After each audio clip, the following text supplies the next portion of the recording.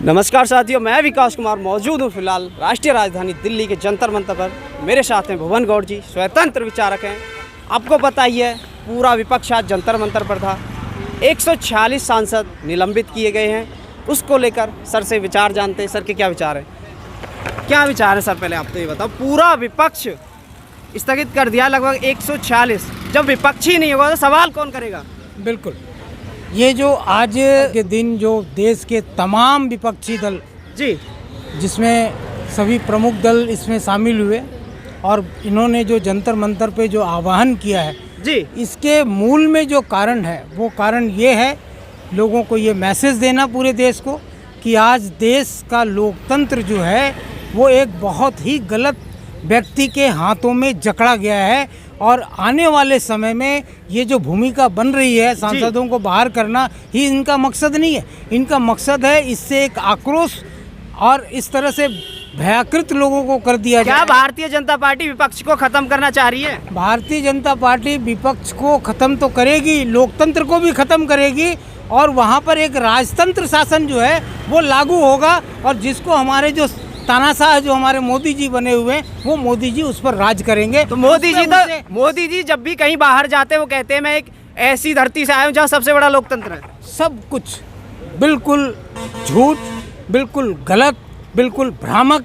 इनकी कही हुई जितनी भी 10 सालों में इन्होंने बात करी, जो भी वादे करे, जितने भी इन्होंने विचार रखे, वो सारे विचार देश हित के बिल्कुल विपरीत सारे देश के हित में कोई भी विचार आने को नहीं था, बल्कि हो उल्टा रहा है। लोगों को बताया जा रहा, कुछ अलग बताया जा रहा है। तो क्या भ्रमित किया जा रहा है? क्या मोदी जी ने जो आज तक फैसले लिए वो सारे देश के खिलाफ थे? देश हित में कोई फैसला नहीं लिया उन्होंने?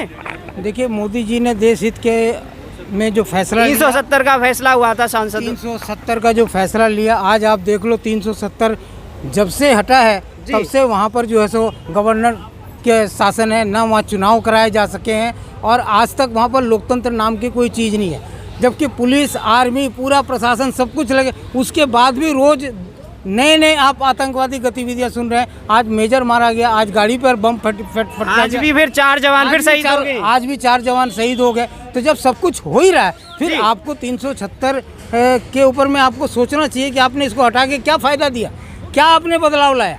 आप जो कह रहे थे कि 370 हटेगा तो जम्मू और कश्मीर भारत का अंग, क्या आपको सही नहीं लग रहा? 370 हट गया, सही नहीं हुआ? देखिए, अगर सही होता तो फिर आज ये सारी जो घटनाएं हम देख रहे हैं तो मेरे ख्याल घटनाएं तो पहले भी घटती रही हैं जम्मू कश्मीर में। जब तक जम्मू कश्मीर में आज तो नया नहीं हुआ। आतंकवाद तो आज़ादी के समय से ही उधर चल रहा है।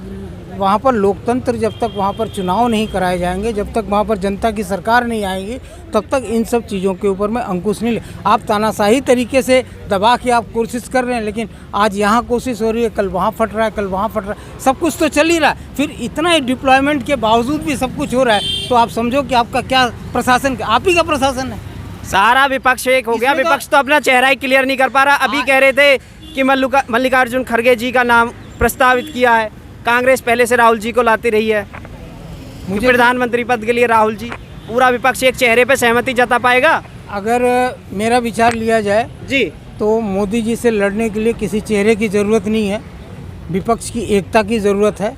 और अगर एक होकर बिना किसी नाम के, चेहरे के और मोदी जी से लड़ा जाए तो मोदी जी को कहाँ उखाड़ के फेंक देंगे पता भी नहीं चलेगा। एनडीए वाले तो नाम के चक्कर में नहीं आना चाहिए। हमें मजबूती से संगठन और एक ही ध्येय होना चाहिए कि हमें व्यवस्था को परिवर्तित करना है। बीजेपी तो कहती है मोदी जी का नाम ही काफ़ी है, उनके सामने कोई टिक ही नहीं रहा। वो टिक नहीं रहा, वो ऐसे कानून बना।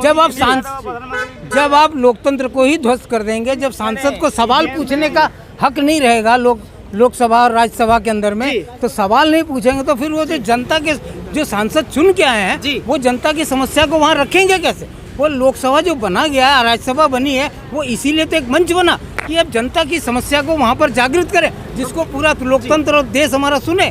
तो क्या माननीय देंगे, किसी की बात नहीं सुनेंगे, किसी का जवाब नहीं देंगे और आप एक तरफा कहेंगे जो हम कह रहे हैं उस पर सब लोग सहमति दिखा दो। अभी रीजन भी दे रहे थे कि माननीय उपराष्ट्रपति जी की मिमिक्री करेगी, अपमान किया। क्या उनके अपमान करना सही था? देखिए, इसको तो एक जानबूझ करके बहुत बड़ा मुद्दा बनाया गया है, फायदे के लिए बनाया गया है। और इधर आंदोलन में लोगों को उलझा के और उधर भीतर से उन्होंने जो अभी विधेयक पास करवाया है वो इतना देश के लिए, लोकतंत्र के लिए खतरनाक है। जब वो जनता के बीच में आएगा तो आप देखेंगे वो कितना खतरनाक बना है। उसके अंदर सीधा सा है कि आप सवाल नहीं पूछ सकते, जवाब आपको नहीं मिलेगा, आप चुपचाप शांति से वहाँ बैठें। अगर आपने थोड़ा सा भी हो हंगामा किया तो आपकी सदस्यता रद्द हो जाएगी, आपको यहाँ से निष्कासित कर दिया जाएगा। तो कुछ ही समय है, जनता जवाब देगी, चुनाव आने वाला है, क्या लग रहा है? दूसरी बात, उसके अंदर में एक ऐसा खतरनाक पावर आया है कि पहले पुलिस अगर आपको पकड़ती थी तो 24 घंटे के अंदर कोर्ट में पेश करती थी। अब इन्होंने जो कानून बनाया है उसमें पुलिस को अधिकार दिया गया है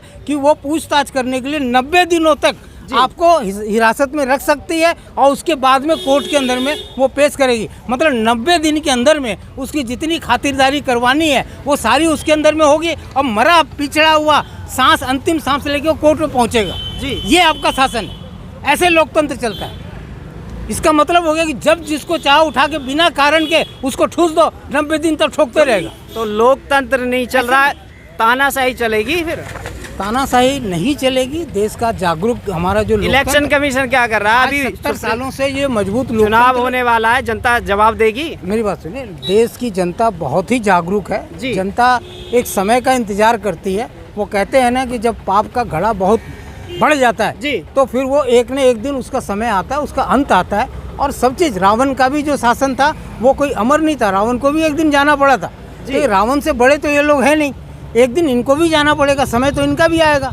आज तक ऐसा कोई खिलाड़ी हुआ है जो कि बैटिंग किया और उसको दुनिया में कोई आउट नहीं कर सका? तो लोकतंत्र में तो जनता मालिक है, 2 बार ले आई, अगली बार क्या करने वाली है? जो आया है वो जाएगा और ये विपक्ष अपना जो उनका अपना जो उद्देश्य है, जो इनका अपना धर्म है, वो अपना काम कर रहे हैं।